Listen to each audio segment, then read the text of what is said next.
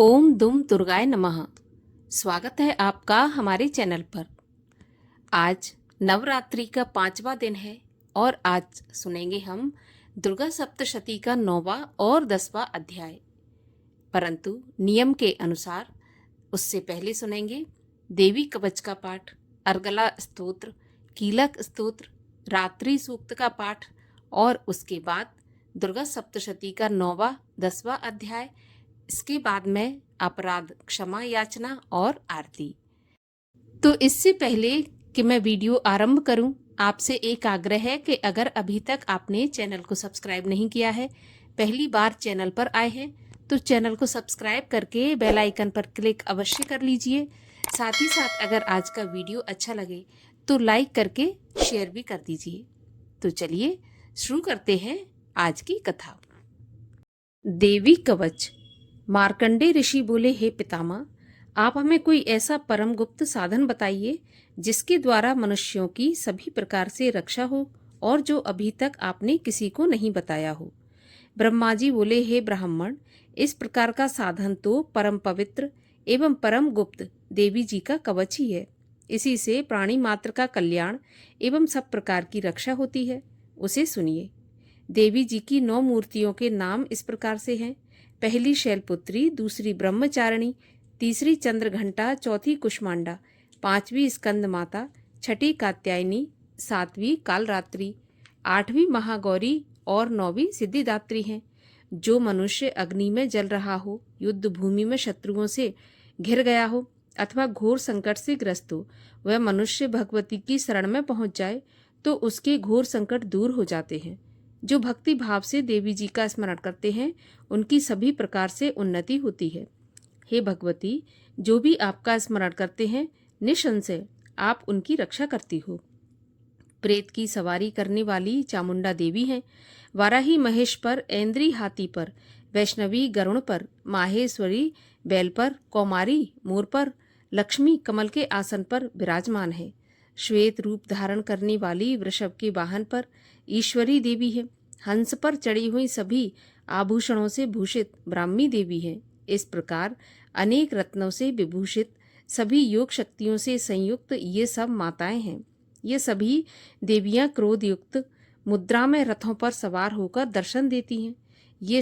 ये शंख, चक्र, गदा, शक्ति, हल, मूसल, खेटक, तोमर, परशु, पाश, कुंद, त्रिशूल, उत्तम आयुध, सारंग, धनुष इत्यादि अस्त्र शस्त्र दैत्यों के शरीर नाश के लिए, भक्तों को अभय देने के लिए एवं देवताओं के हित के लिए धारण करती हैं।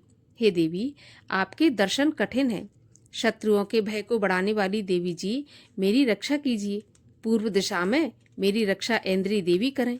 अग्नि कोण में अग्नि देवता, दक्षिण में वाराही, नैऋत्य कोण में खड्गधारिणी, पश्चिम में वारुणी, वायु कोण में मृगवाहिनी, उत्तर में कौमारी, ईशान कोण में शूलधारिणी, ऊपर ब्रह्माणी जी, नीचे वैष्णवी देवी रक्षा करें। इसी प्रकार शववाहिनी चामुंडा देवी 10 दिशाओं में रक्षा करें।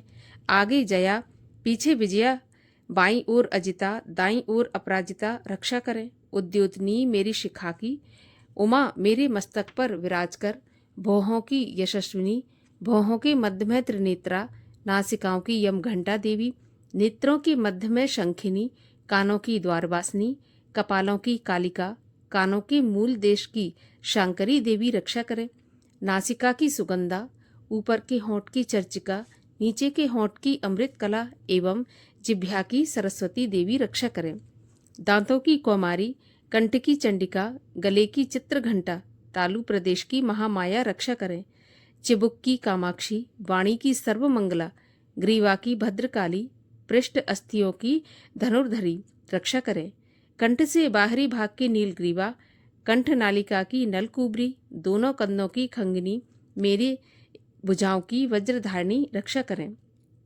दोनों हाथों की दंडिनी, उंगलियों की अंबिका, नाखूनों की शूलेश्वरी, कुक्ष की कुलेश्वरी रक्षा करें। हृदय की ललिता देवी, उदर की शूलधारिणी रक्षा करें। स्तनों की मद देवी, मन की शोक विनाशिनी, नाभि की कामनी, गुप्त इंद्रिय की गुहेश्वरी, लिंग की पूत कामनी, गुदा की महेशवाहिनी रक्षा करें। कटी की भगवती, घुटनों की विंध्यवासिनी, जंघाओं की महाबली देवी रक्षा करें। गुल्फों की नारसिंगी, पाँव के तलुओं की तेजी, उंगलियों की श्रीधरी देवी और तलुओं की पर्वतवासिनी रक्षा करें। नाखूनों की दंष्टा कराली, केशों की ऊर्ध्वकेशनी, रोम छिद्रों की कौमारी और त्वचा की बागेश्वरी रक्षा करें। रक्त, मज्जा, वसा, मांस, अस्थियों एवं मेदे की पार्वती, अंतड़ियों की कालरात्रि, पित्त की मुकुटेश्वरी रक्षा करें। पद्मकोश की पद्मावती, कफ की चूड़ामणि, नाखूनों के तेज की ज्वालामुखी, सभी संधियों की अभेद्या देवी रक्षा करें। हे ब्रह्माणी, आप मेरे वीर्य की रक्षा करें। छाया की छत्रेश्वरी और मन, बुद्धि, अहंकार की धर्मधारिणी रक्षा करें। प्राणों की कल्याण शोभना और शब्द, स्पर्श, रूप, रस, गंध, इन 5 इंद्रियों की योगिनी, सत्व, रज, तम की नारायणी सर्वदा रक्षा करें। आयु की वराही, धर्म की वैष्णवी, यश एवं कीर्ति की लक्ष्मी तथा धन विद्या की चक्रिणी रक्षा करें। इंद्राणी मेरे गोत्र की, चंडिका मेरे पशुओं की, महालक्ष्मी मेरे पुत्रों की, भैरवी भार्या की रक्षा करें। मेरे पथ की सुपथा, मार्ग की क्षेमकारी, राजा के दरबार में महालक्ष्मी एवं सभी दिशाओं में स्थिर होकर विजया मेरी रक्षा करें। और जो भी स्थान कवच में नहीं आए और जो आरक्षित हैं, उन स्थानों की पापनाशनी जयंती देवी रक्षा करें। मनुष्य यदि अपना मंगल चाहता है तो एक कदम भी बिना कवच के कहीं न जाए। कवच से रक्षित मनुष्य जहाँ जहाँ भी जाता है वहीं से उसे धन का लाभ तथा सभी कामनाओं की सिद्धि प्राप्त होती है। पृथ्वी पर उस पुरुष को ऐश्वर्य एवं अतुल संपत्ति प्राप्त होती है। वह मनुष्य निर्भय हो जाता है। युद्ध भूमि में कोई भी उसे नहीं जीत सकता। त्रिलोक भर में पूजा जाता है। यह देवी कवच देवताओं को भी दुर्लभ है। इसको अत्यंत श्रद्धा के साथ सावधान होकर जो तीनों संध्याओं में नित्य पढ़ लेता है उसे देवी कला की प्राप्ति होती है। कोई भी तीनों लोकों में उसे पराजित नहीं कर सकता। उसे अकाल मृत्यु नहीं आती। वह 100 वर्ष से भी अधिक आयु पाता है। यह कवच उसका तेज, यश और कीर्ति बढ़ा देता है। चंडी पाठ करने वाला पहले कवच पाठ कर ले। जब तक पर्वत, वन, काननों के साथ यह पृथ्वी टिकी रहती है, तब तक ऐसे पुरुष की संतति होने पर महामाया की कृपा से देव दुर्लभ परम स्थान की प्राप्ति होती है। कवच का पाठ करने वाला सुंदर रूप को पाकर सदा शिव के साथ आनंद पाता है। श्री अर्गला स्तोत्र। श्री मार्कंडेय जी बोले, जयंती, मंगला, काली, भद्रकाली, कपालिनी, दुर्गा, क्षमा, शिवा, धात्री, स्वाहा, स्वधा आदि देवियों को मेरा नमस्कार हो। हे चामुंडे देवी, समस्त प्राणियों के दुख निवारण करने वाली आपकी जय हो। सर्वव्यापक देवी कालरात्रि, आपकी जय हो। मधु तथा कैटभ दैत्यों का दलन करने वाली, ब्रह्मा जी को वर देने वाली, आपको नमस्कार हो।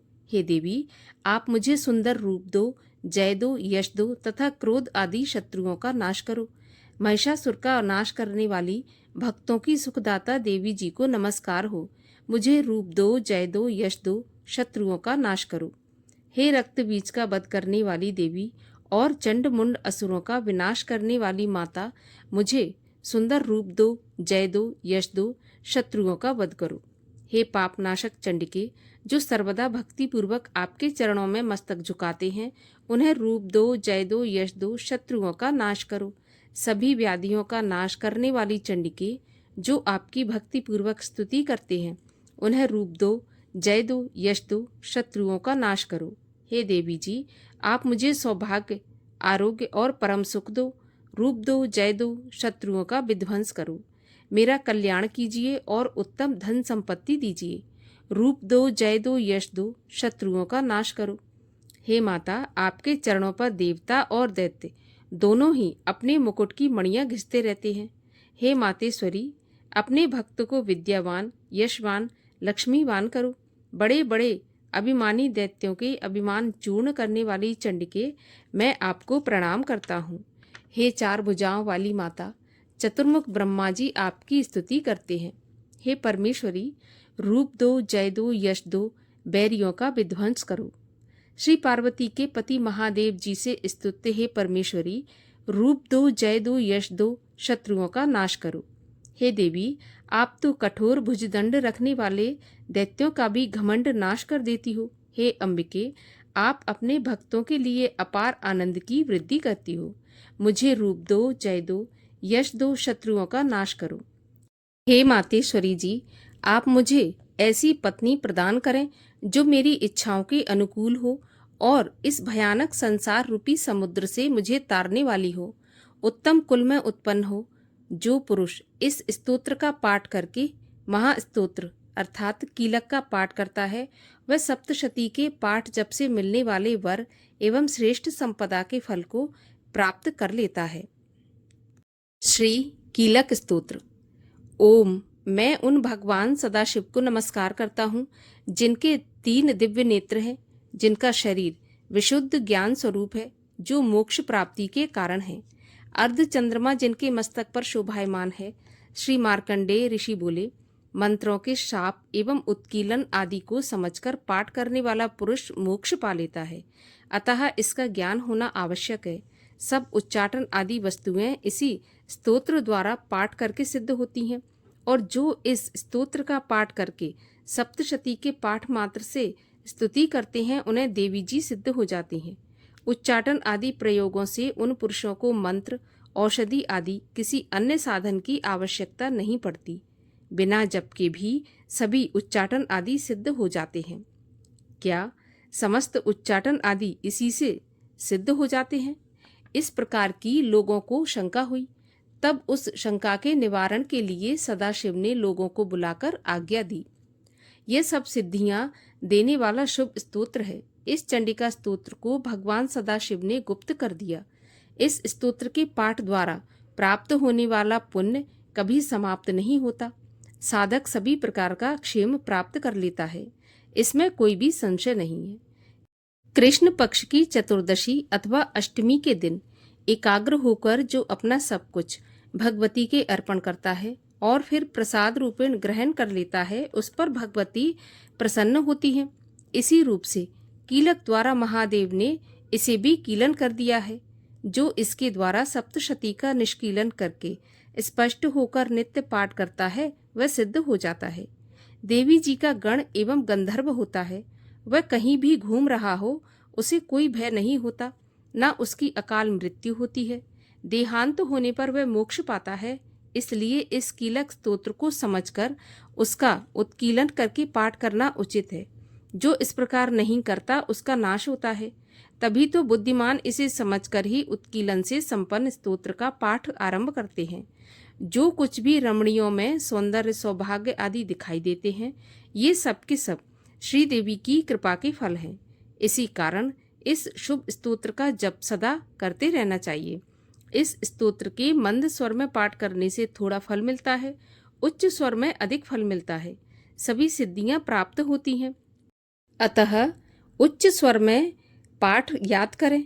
जिस भगवती की कृपा द्वारा सौभाग्य, आरोग्य, संपत्तियां, शत्रुनाश तथा परम मोक्ष की प्राप्ति होती है, उस जगत की माता की स्तुति करनी चाहिए। रात्रि सूक्त। महातत्व आदिक रूप व्यापक इंद्रियों से सब देशों में समस्त वस्तुओं को प्रकाशित करने वाली ये रात्रि रूपा देवी अपने उत्पन्न किए हुए जगत के जीवों के शुभ अशुभ कर्मों को विशेष रूप से देखती हैं और उनके अनुरूप फल की व्यवस्था करने के लिए समस्त विभूतियों को धारण करती हैं। ये देवी अमर हैं और संपूर्ण विश्व को, नीचे फैलने वाली लता आदि को, ऊपर बढ़ने वाले वृक्षों को भी व्याप्त करके स्थित हैं। इतना ही नहीं, ये ज्ञानमयी ज्योति से जीवों के अज्ञान अंधकार का नाश कर देती हैं। पराचित्त शक्ति रूप रात्रि देवी आकर अपनी बहन ब्रह्म विद्यामयी उषा देवी को प्रकट करती हैं, जिससे अविद्यामय अंधकार स्वतः नष्ट हो जाता है। वे रात्रि देवी इस समय मुझ पर प्रसन्न हों, जिनके आने पर हम लोग अपने घरों में सुख से सोते हैं। ठीक वैसे ही जैसे रात्रि के समय पक्षी वृक्षों पर बनाए हुए अपने घोंसलों में सुखपूर्वक शयन करते हैं। उस करुणामयी रात्रि देवी के अंक में संपूर्ण ग्रामवासी मनुष्य, पैरों से चलने वाले गाय, घोड़े आदि पशु, पंखों से उड़ने वाले पक्षी एवं पतंगे आदि, किसी प्रयोजन से यात्रा करने वाले पथिक और बाज आदि भी सुखपूर्वक सोते हैं। हे रात्रिमयी चित्त शक्ति, तुम कृपा करके वासनामयी वृक्की तथा पापमय वृक्क को हमसे अलग करो। काम आदि तस्कर समुदाय को भी दूर हटाओ। तदनंतर हमारे लिए सुखपूर्वक तरने योग्य हो जाओ, मोक्षदायिनी एवं कल्याणकारी बन जाओ। हे उषा, हे रात्रि की अधिष्ठात्री देवी, सब ओर फैला हुआ यह अज्ञानमय काला अंधकार मेरे निकट आ पहुंचा है। तुम इसे ऋण की भांति दूर करो। जैसे धन देकर अपने भक्तों के ऋण दूर करती हो, उसी प्रकार ज्ञान देकर इस अज्ञान को भी हटा दो। हे रात्रि देवी, तुम दूध देने वाली गऊ के समान हो। मैं तुम्हारे पास आकर स्तुति आदि से तुम्हें अपने अनुकूल करता हूँ। परम व्योम स्वरूप परमात्मा की पुत्री, तुम्हारी कृपा से मैं काम आदि शत्रुओं को जीत चुका हूँ। तुम स्तोम की भांति मेरे इस हविष्य को भी ग्रहण करो। श्री दुर्गा सप्तशती का 9वां अध्याय प्रारंभ। ऋषि बोले, हे राजन, रक्त बीज के मर जाने पर एवं युद्ध में अन्य असुरों के भी मारे जाने पर शुंभ निशुंभ दैत्यों का क्रोध बढ़ गया। फिर दैत्यों की प्रधान सेना का साथ लेकर निशुंभ युद्ध में दौड़ा चला आया। उसके आगे पीछे दाएं बाएं बड़े बड़े दैत्य थे। वे क्रोध के मारे होंठ काट रहे थे।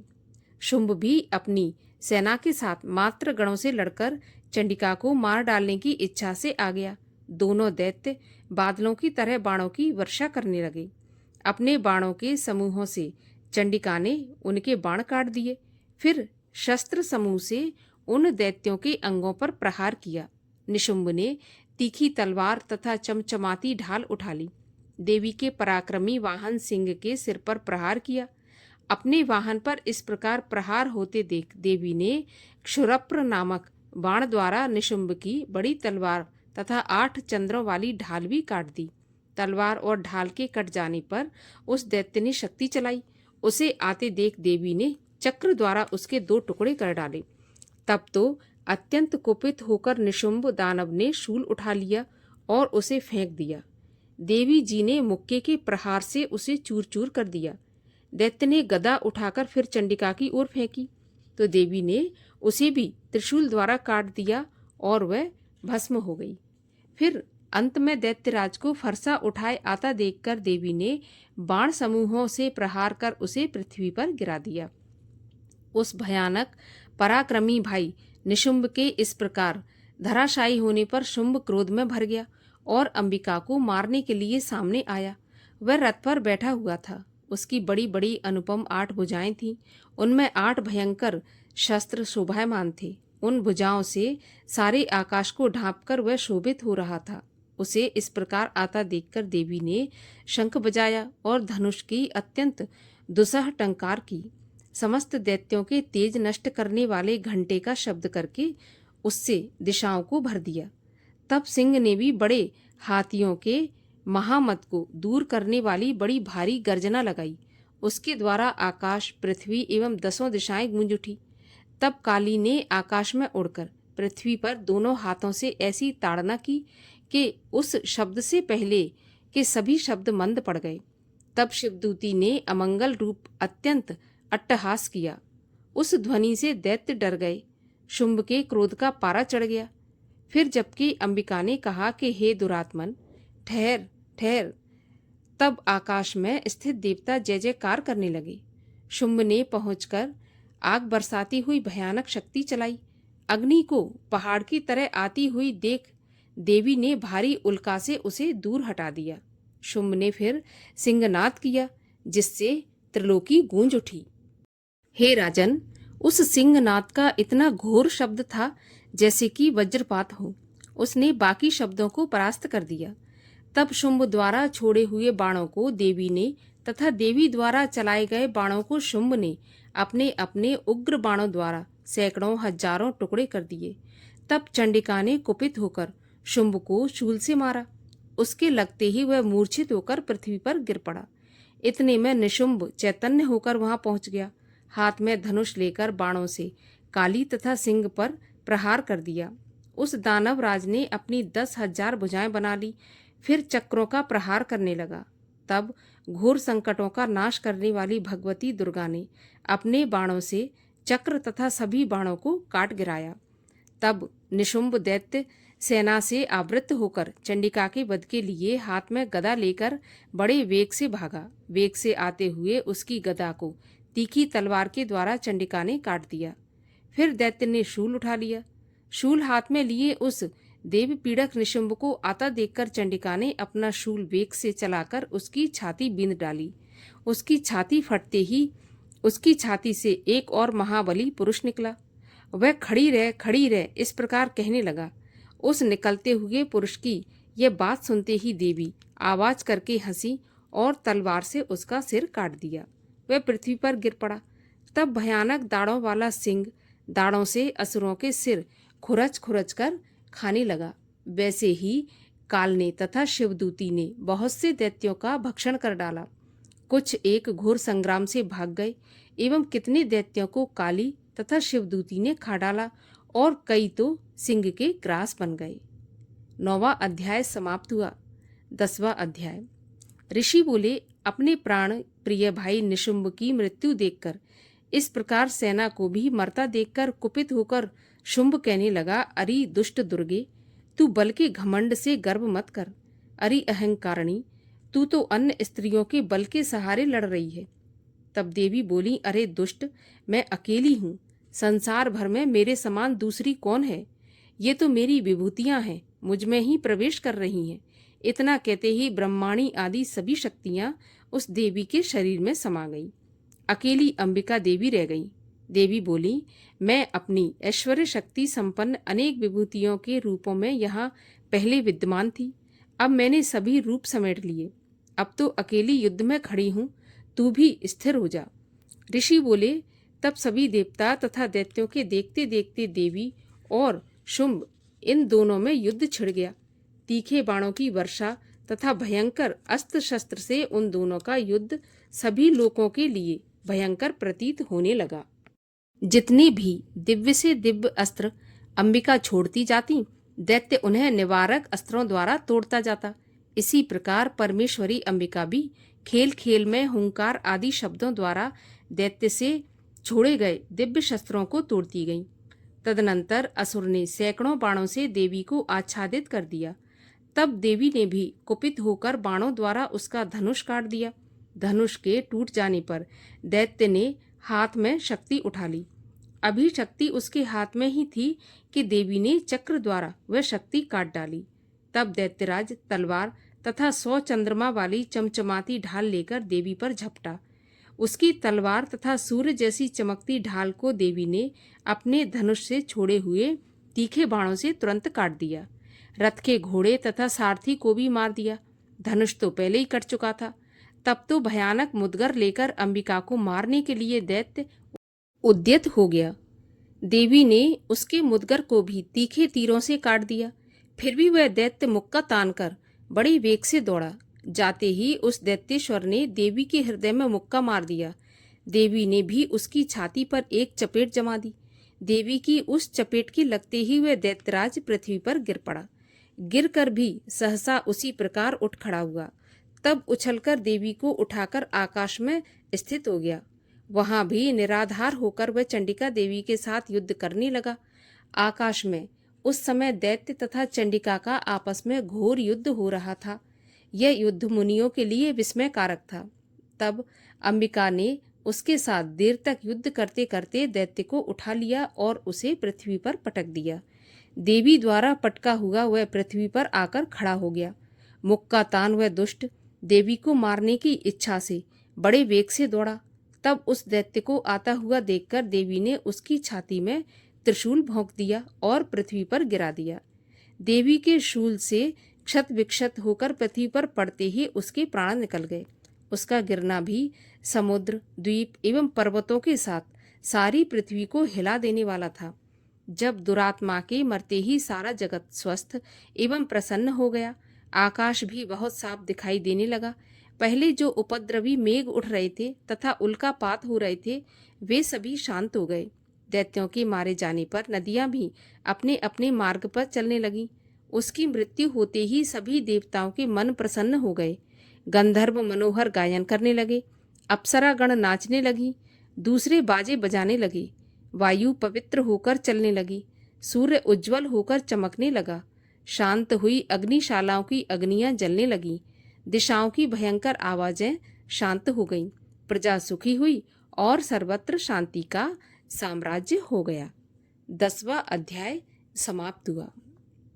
और आइए अब हम सब मिलकर अपराध क्षमा याचना करें, उसके बाद आरती करेंगे। परमेश्वरी, मेरे द्वारा रात दिन सहस्त्रों अपराध होते हैं। यह मेरा दास है ऐसा समझकर मेरे उन अपराधों को तुम कृपा पूर्वक क्षमा करो। हे परमेश्वरी, मैं आवाहन नहीं जानता, विसर्जन करना भी नहीं जानता, पूजा करने का ढंग भी नहीं जानता, मुझे क्षमा करो। हे देवी, हे सुरेश्वरी, मैंने जो मंत्रहीन, क्रियाहीन और भक्तिहीन पूजन किया है वह सब आपकी कृपा से पूर्ण हो। हे जगदम्बिके, मैं अपराधी हूँ, किंतु तुम्हारी शरण में आया हूँ। इस समय दया का पात्र हूँ, जैसा चाहो वैसा करो। हे देवी, हे परमेश्वरी, अज्ञान से, भूल से अथवा बुद्धि भ्रांत होने के कारण मैंने जो न्यूनता या अधिकता कर दी हो वह सब क्षमा करो और प्रसन्न हो। सच्चिदानंद स्वरूपा परमेश्वरी, जगत माता, कामेश्वरी, तुम प्रेम पूर्वक मेरी यह पूजा स्वीकार करो और मुझ पर प्रसन्न रहो। बोलिए दुर्गा मैया की जय।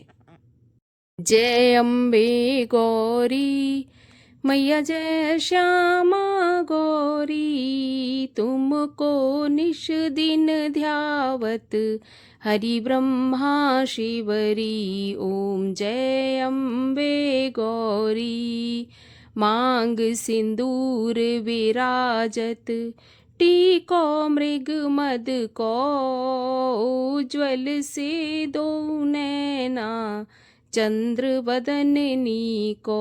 ओम जय अम्बे गौरी, कनक समान कलेवर, रक्तांबर राजै, रक्त पुष्प गलमाला, कंठन पर साजै। ओम जय अम्बे गौरी, के हरि वाहन राजत, खड़ग खपर धारी, सुर नर मुनि जन सेवत, तिनके दुख हारी।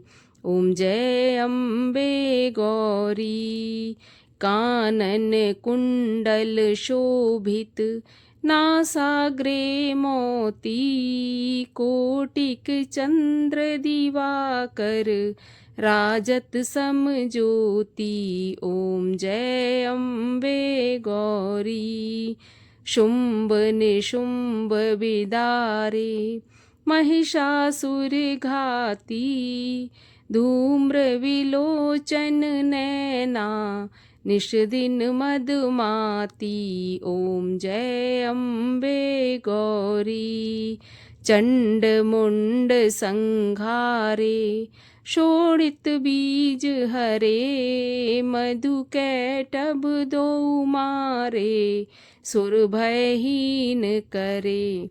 ओम जय अम्बे गौरी, ब्रह्माणी रुद्राणी, तुम कमला रानी, आगम निगम बखानी, तुम शिव पटरानी। ओम जय अम्बे गौरी, 64 योगिनी गावत, नृत्य करत भैरो, बाजत ताल मृदंगा, और बाजत डमरू। ओम जय अम्बे गौरी, तुम ही जग की माता, तुम ही हो भरता, भक्तन की दुख हरता, सुख संपत्ति करता। ओम जय अम्बे गौरी, भुजाचार अति शोभित, वरमुद्राधारी, मन वांछित फल पावत, सेवत नर नारी। ओम जय अम्बे गौरी, कंचन थाल विराजत, अगर कपूर बाती, श्रीमाल के तुम राजत, कोटि रतन ज्योति। ओम जय अम्बे गौरी। श्री अम्बे जी की आरती। जो कोई जन गावे कहत शिवानंद स्वामी, सुख संपत्ति पावे। ओम जय अम्बे गौरी। बोलिए अम्बे मैया की जय।